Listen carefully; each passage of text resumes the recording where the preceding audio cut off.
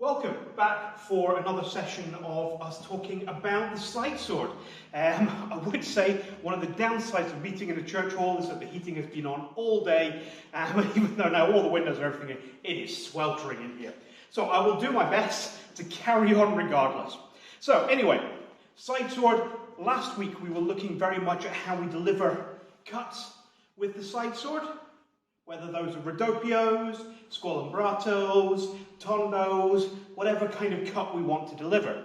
So really the next thing we want to look at is, now we know how to attack, is how to defend, how not to get hit by those very attacks that we have just learned.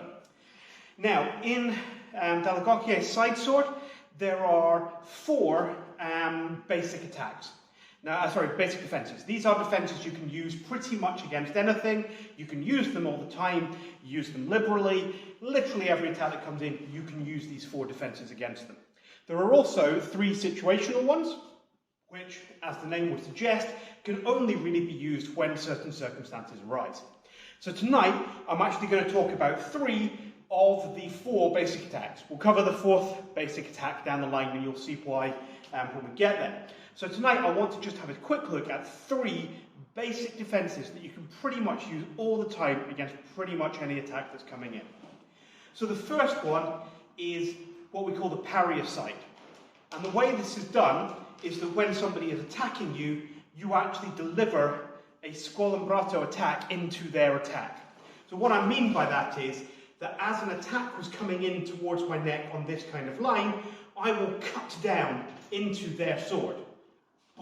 So it's not moving their blade aside, parrying nicely, and as if I'm going to reply back in, as if we were looking at something more like rapier or modern fencing. This is a cut down into my opponent's weapon. Now, it's the same cut they're delivering, but they're aiming for my neck, I'm aiming for their sword, which means timing-wise, I will get there before they do and effect the parry. So, parry aside, dead easy. I can cut that way, I can cut that way. Either way, I'm moving their attack offline as the cut comes in. One of the key things that dall'Agocchie is concerned with is being doubly safe. So you want to defend yourself with the sword, but you also want to defend yourself with your feet. So I'm not just going to do my parry across here, I'm going to do my parry across with a little bit of footwork. So this is an incartata. I'm going to slide that back foot across. So what that allows me to do is move my body out of the attack and parry it with the sword simultaneously. From there I will carry on the momentum of that cut round through their blade and then step towards my opponent to deliver a reversi squalembrato as my counterattack. So the whole movement looks like that, or from the side.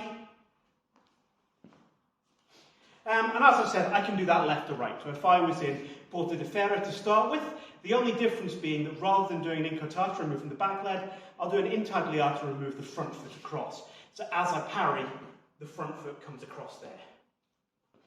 And then my second cut comes through, and I pass the other foot right the way forward into my guard. If I move further back, hopefully that'll make more sense. So if I start here, cut across, pass right the way forward to get the range to deliver my squalembrato in return. So that means that's the first of them, is that parry across. The next one is a parry up. So this is really only used against squalembratos fendente, something coming in from high above. And what I'm going to do is move up to a new guard position. Okay? Now we've talked about guarda alla corna, which is this kind of unicorn guard where it sticks out in front of me. I'm going to keep my hand in that same position, but bend the point back. So when I turn to face you, I've moved from alla corno to this new guard, which is guarda di testa, the guard of the head. So what I'm going to do is bring my sword up to stop that cut coming in.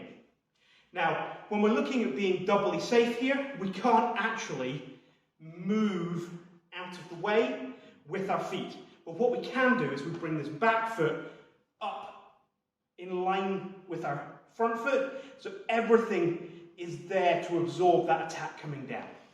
So from here, the cut comes in, I'm going to step up into my guarda di testa. And then once I'm in my guarda di testa, I'm going to step offline and deliver my cut, coming in my squalembrato to kill my opponent. Boom, parry up, cut across.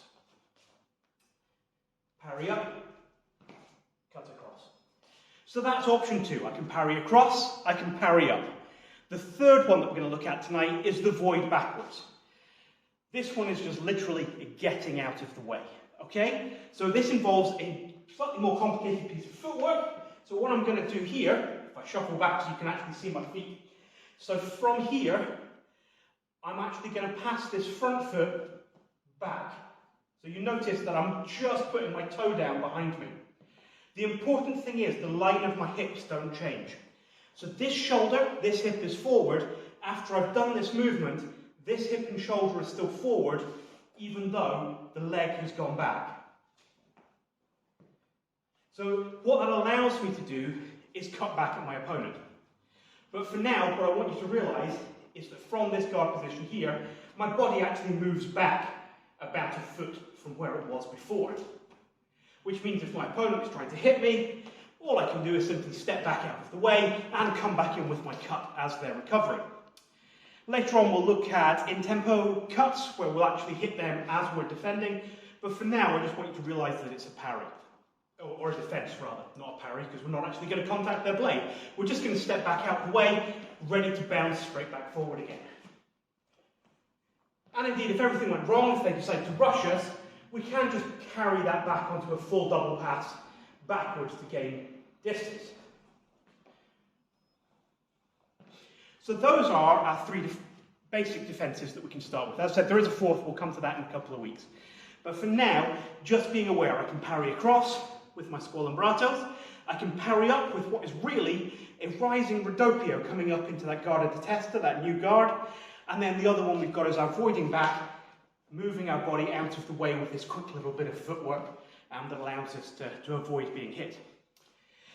So, as I said, next week we're going to start looking at thrusts, because so far everything's been very cutty. And as I said right at the beginning, one of the great things about sidesword is you can cut and thrust with it. So next week we're going to start looking at thrusts, and then we'll come back and revisit those defences, and we'll look at that 4th basic defence, and we'll look at the 3 situational defences. So that's really where we're going over the next couple of weeks. So I'll see you next week. Till then, have a good week.